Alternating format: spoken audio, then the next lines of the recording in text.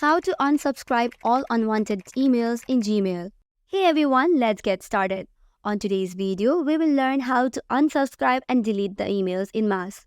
So first of all, on the search bar of your Gmail, just type in unsubscribe.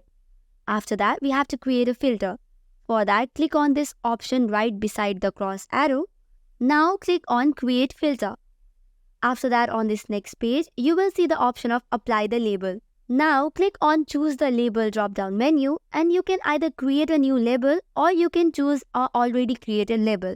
As I have already created one, I'd be choosing on that.